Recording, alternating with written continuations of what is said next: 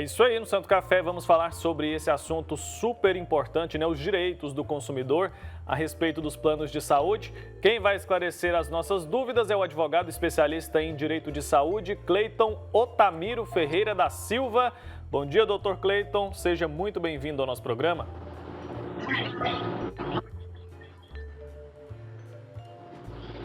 Bom dia, Wilker. Bom dia, Marina. Bom dia a todos. Cleiton, queria que o senhor começasse explicando para a gente como que funciona o processo de portabilidade de plano de saúde. Qualquer pessoa tem o direito de fazer a qualquer momento? Então, Wilker, no período pandêmico, só para a gente contextualizar um pouco, houve uma crescente, né, nessas necessidades e principalmente motivado pela busca, né, do melhor, de um preço mais acessível, digamos assim. Então, a portabilidade é exatamente esse direito do beneficiário em contratar um plano de saúde da mesma operadora ou de uma operadora diferente, né, sem a necessidade de cumprir o período de carência que já foi cumprido naquele plano, naquele contrato ali que o beneficiário é usuário. Oi, Cleiton, bom dia para você. Eu queria que você explicasse para a gente também sobre a carta de portabilidade. Para que ela serve? Ela é o plano de saúde a que vai oferecer? Explica para a gente sobre ela. Ah, sim, Marina. Nesse processo, é interessante a gente deixar claro sobre alguns requisitos, algumas exigências mínimas aí, que são direcionadas aos beneficiários para que eles tenham essa condição de fazer esse pedido de portabilidade e conseguir essa migração, né? Então, um dos primeiros pontos, esse contrato desse beneficiário, ele tem que estar ativo, né? Os pagamentos das mensalidades também precisam estar regulares, para ele ter essa condição. Ele precisa, aí, Marina e Wilker, ele também precisa cumprir ali aquele período mínimo de permanência no plano de origem, né? Então, nós temos aí 2 anos, até 2 anos, para aquele beneficiário que não fez ainda nenhuma portabilidade e um período mínimo de 1 ano para aquele beneficiário que já fez um pedido de portabilidade. Então, essa carta é exatamente para demonstrar a comprovação desse tempo. Então, ela pode ser solicitada no plano de origem e um prazo máximo de até 5 dias, mas caso o beneficiário tenha alguma dificuldade, o próprio contrato, o termo de adesão, o contrato de plano de saúde pode ser apresentado no plano de destino, né, ou no novo plano, para que se faça essa comprovação, essa constatação de tempo mínimo, que é o requisito. Certo, doutor. Então, só para a gente entender bem, o plano de saúde pode cobrar uma fidelidade ali dos clientes, é isso? Pode sim, Wilker, e é regulamentado, resolução da ANS. Os planos eles têm esse direito. Tem algumas exceções, né, que a gente chama de portabilidades especiais, mas, regra geral, o beneficiário tem que comprovar no pedido de portabilidade, ele tem que comprovar essa permanência mínima no plano de origem, porque o objetivo da portabilidade é fazer com que o beneficiário e o consumidor ele possa buscando aí um plano, uma cobertura mais em conta, esse é o principal motivo, que ele possa aproveitar as carências que ele já cumpriu no plano de origem, né? Então, para que isso ocorra e tenha a aceitação, esse beneficiário ele precisa comprovar esse tempo mínimo de permanência, né? Outra situação também que o usuário deve observar é a compatibilidade dos preços ali, né, do contrato de plano de saúde. E isso ele pode estar entrando, acessando o portal da ANS, da agência reguladora, e lá na guia de plano de saúde ele já coloca o plano dele e os dados ali do plano de destino que o próprio portal, o Wilker e Marina, já disponibiliza essa comparação, essa informação, né, para ver se existe a compatibilidade dos contratos. Isso é importante. Não que isso seja uma dificuldade que vai impedir uma portabilidade, tá? Porque às vezes no plano de destino existem ali coberturas que o plano de origem não tinha, não cobria algum tipo de cobertura, exames, tratamentos, cirurgia. Isso não impede, porém, esse beneficiário no novo plano, especificamente sobre aquelas situações não cobertas no plano de origem, às vezes ele terá que cumprir alguma carência, mas é específico naquele tipo de situação que não havia cobertura no plano de origem. Certo. Cleiton, em relação a essas carências, né? Além desse ponto aí que você mencionou, né? Algum procedimento que tenha a mais, né, nesse novo plano e que não tinha anteriormente, né? Aí sim ele pode exigir essa carência. Tem algum outro caso de quem muda de plano de saúde tenha que cumprir algum período de carência também ou não? Assim que ele faz essa mudança, ele já tem que ser atendido assim como ele era atendido no plano anterior? Olha, não. Uma vez aceita, Marina, a portabilidade e uma dica, uma informação importante, pessoal. O plano de destino ali, ele tem um prazo máximo de 10 dias para dar uma resposta sobre esse pedido de portabilidade, tá? Apresentando a documentação que as resoluções exigem, cumprindo esses requisitos mínimos, o plano de destino ele tem um prazo para dar uma resposta.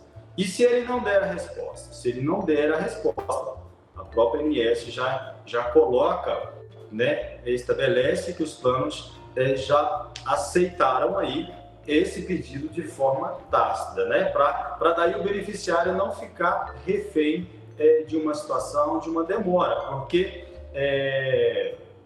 com exceção dos casos em que o beneficiário esteja internado, que daí ele vai precisar ter uma alta para fazer esse pedido de portabilidade, então, a maioria dos casos é um pedido por conta de uma redução de custo e tudo, então tem sim uma urgência de um plano de destino tem que dar essa resposta, tá? Outro ponto importante, pessoal, é que mesmo que não tenhamos a resposta, sua portabilidade já foi aceita perante a lei do plano de destino. E, uma vez ocorrendo isso, o beneficiário precisa ir lá no plano de origem e pedir o cancelamento, tá? Precisa fazer o pedido de cancelamento, porque o novo plano, o plano de destino, ele pode pedir esse cancelamento a qualquer momento, tá? Então, os beneficiários precisam ter esse cuidado, porque senão o novo plano pode utilizar isso para negar algum tipo de carência que já foi cumprida, entendeu? Então precisa estar atento a esses detalhes e principalmente formalizando essas solicitações por e-mail, por protocolo, para ter isso como registro, como documento, caso esse beneficiário tenha alguma dificuldade de cobertura no novo plano, né, ou alguma negativa, uma recusa indevida no plano de origem. Fica então um alerta, o beneficiário precisa se respaldar das mais diversas maneiras, né, doutor? Agora, o senhor trabalha com direito de saúde. Em que caso o cliente ali, o beneficiário do plano de saúde, deve procurar um profissional? Por exemplo, para fazer uma portabilidade é preciso contratar um advogado ou a pessoa consegue ali, só conversando com as empresas, resolver esse problema sozinho? Wilker, hoje é aquilo, né, que a gente sempre trabalha e conversa entre os clientes. A informação ela é a principal ferramenta aí para os consumidores, no geral, principalmente os beneficiários de plano de saúde, fazer valer os seus direitos. Veja, o próprio portal, no que se refere ao tema portabilidade, a própria ANS, o portal da ANS, já temos ali, sabe, a cartilha, passo a passo, informações importantes ali de como o beneficiário possa estar fazendo, providenciando a documentação para fazer e efetivar essa portabilidade.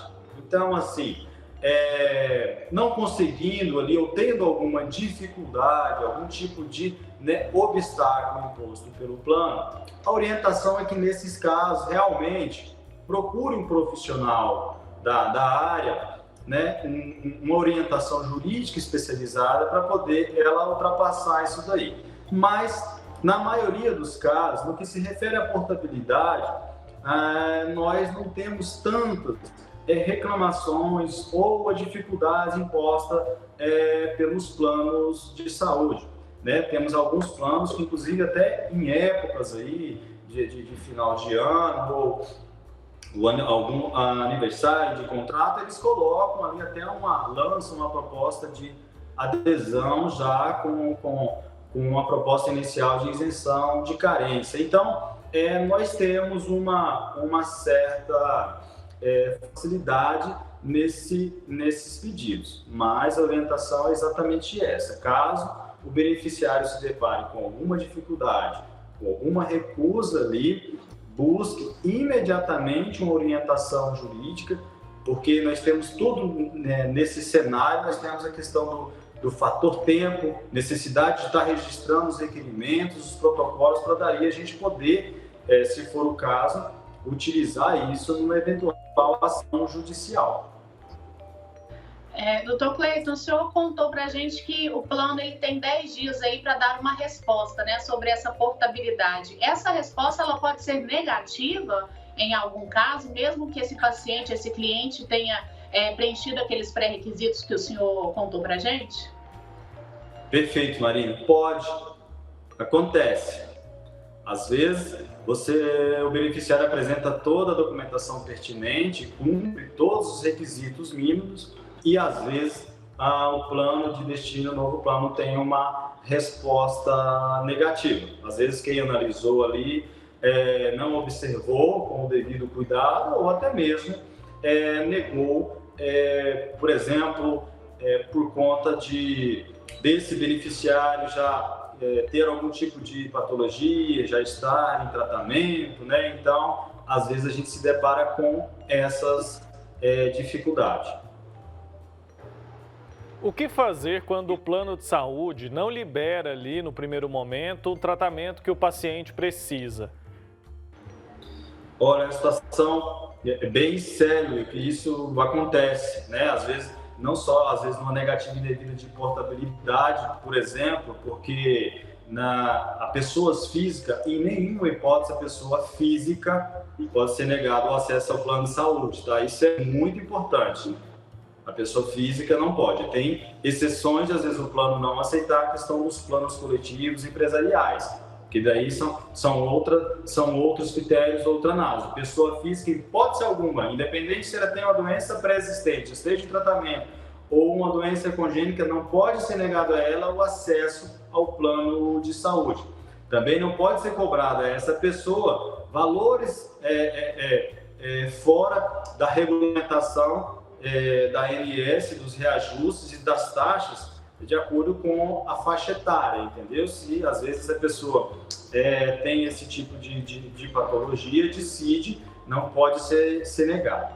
Bom, mas voltando à sua pergunta, isso é sério, as famílias responsáveis têm que tomar uma atitude urgente, quando é negado algum tratamento, algum medicamento, alguma cirurgia, né, com previsão de cobertura, é preciso, dependendo do caso, o ajuizamento de uma ação judicial praticamente imediata, entendeu? Mas, repito, precisa estar munido da solicitação desse tratamento, da negativa, para ter um sucesso. E, nesses casos, comprovado a recusa indevida do plano de saúde, naquele tratamento essencial, naquela cirurgia essencial, além da gente ter o respaldo jurídico legal para poder estabilizar, dar o acesso a esse beneficiário desse pedido, há uma fundamentação legal e razoável para um pedido de dano moral.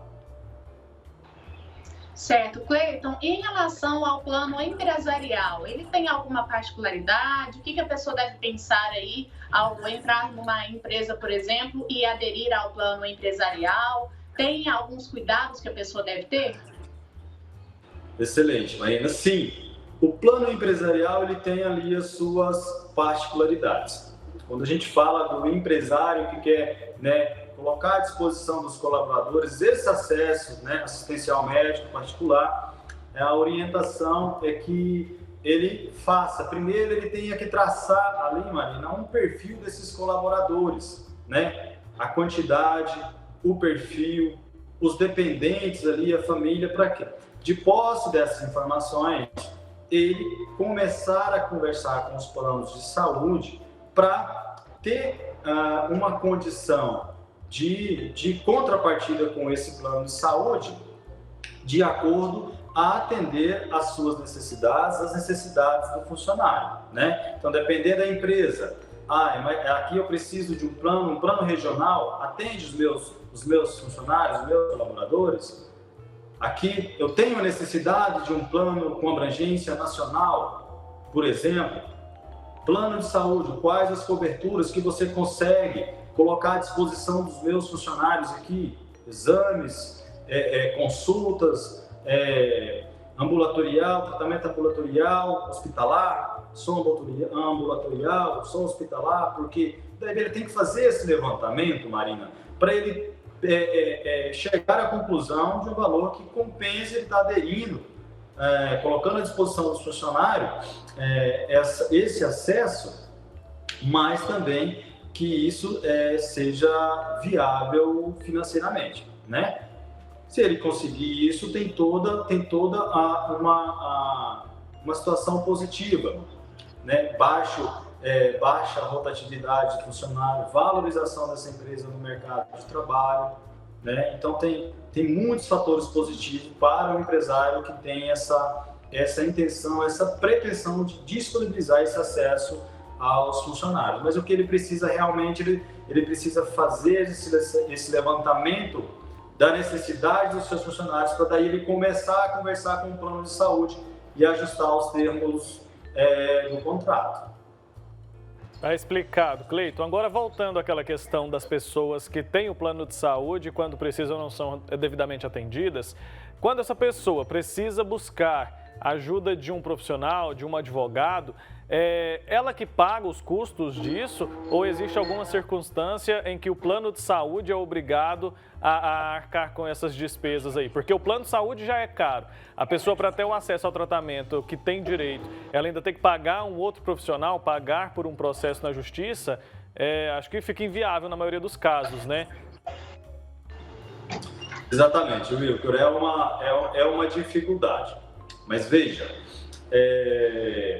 se esse beneficiário se depara com uma situação, com uma negativa dessa, indevida, uma negativa de um tratamento que tem uma previsão de contrato, e ao final chegarmos a essa conclusão, naquele primeiro momento, sim, ele vai ter, provável que ele tenha essa despesa com esse profissional, mas uma vez constatada essa negativa indevida, até mesmo ali uma situação de risco, para aquele beneficiário, ele pode estar ajuizando uma ação própria para poder ser reparado simplesmente desses gastos. Inclusive em situações que às vezes o plano de saúde, existe a previsão da cobertura, o plano de saúde nega, e por ser uma questão urgente, esse beneficiário tem que ser atendido por um particular.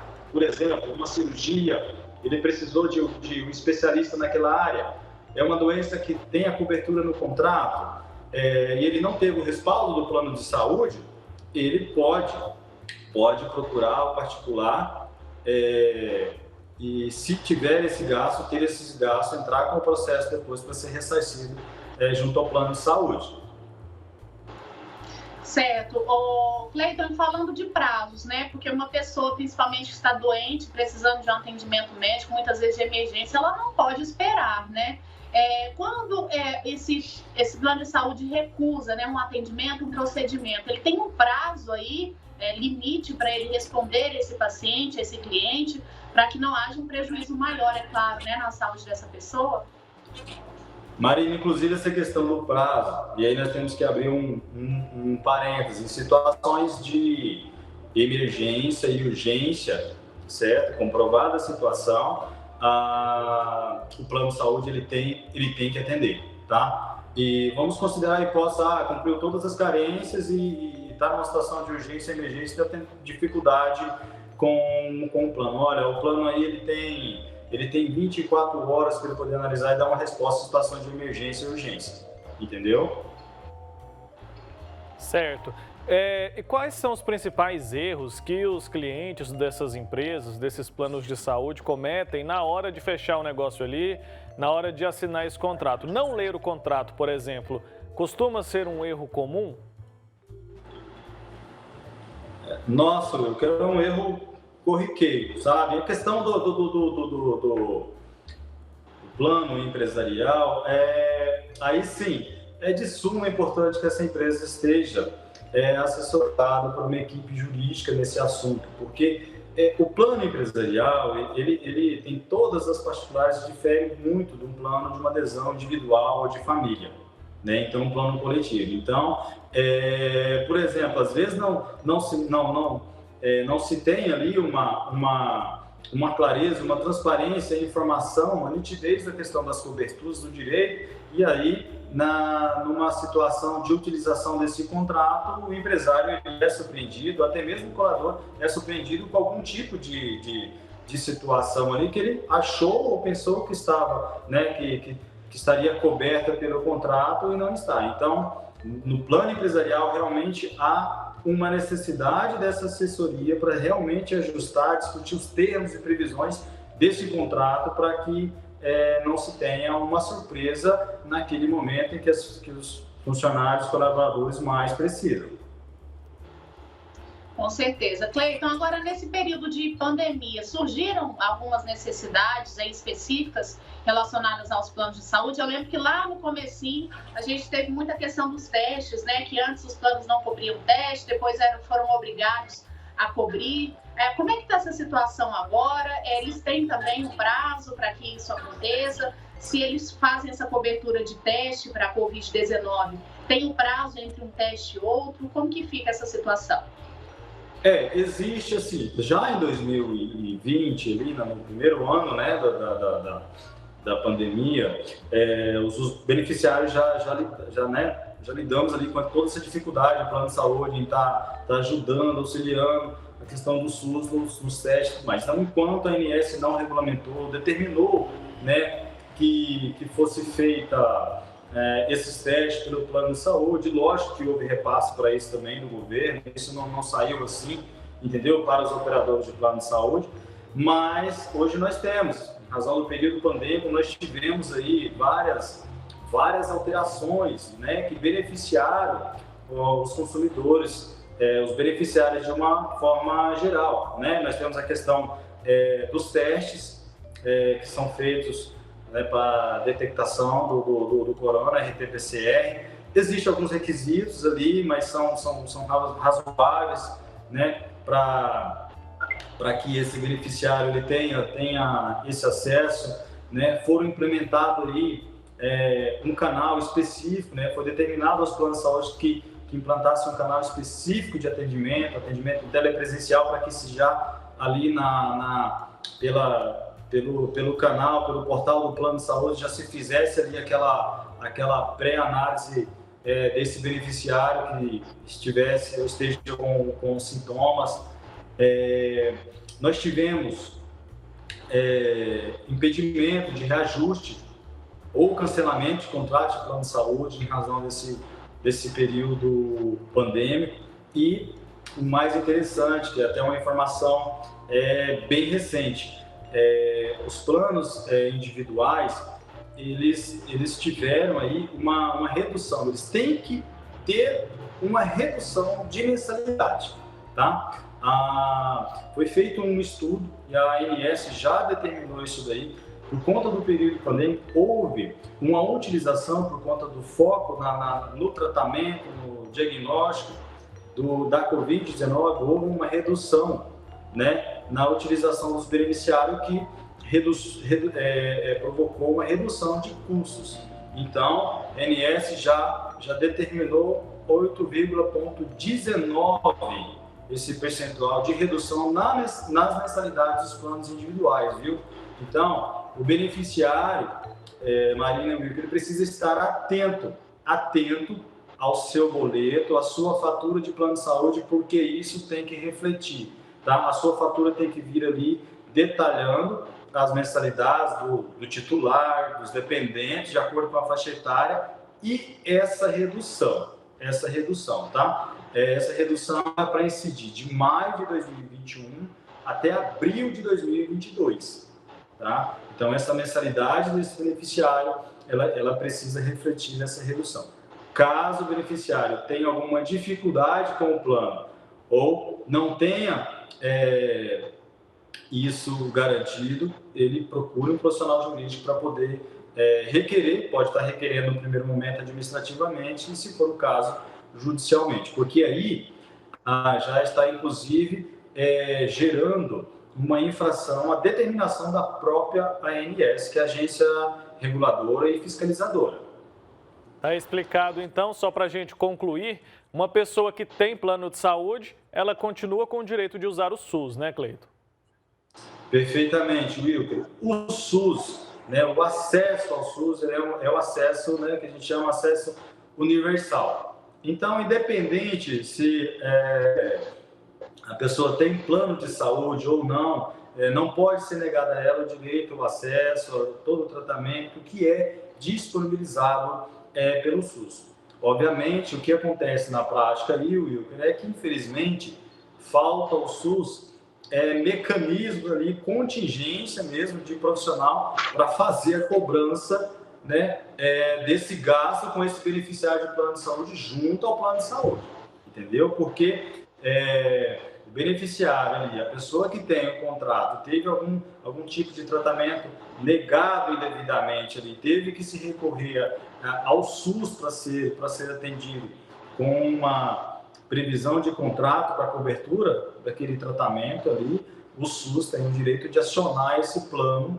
para poder ser ressarcido, porque existe uma obrigação de contrato ali desse plano de saúde com esse beneficiário, entendeu?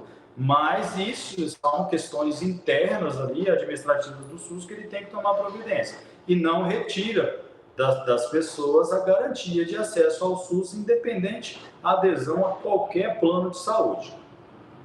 Tá explicado, muito obrigado, Cleiton Altamiro Ferreira da Silva, especialista em Direito de Saúde. Obrigado pelas suas informações, viu? Até uma próxima oportunidade. Eu que agradeço, Wilker, Marina, obrigado pela oportunidade, né, de estar trazendo essas informações. Um agradecimento especial à doutora Maíra Tombo, advogando pelo autismo, a nossa parceira aí também, ela que indicou a gente aí para estar participando. E qualquer dúvida, estamos à disposição. A gente que agradece, viu?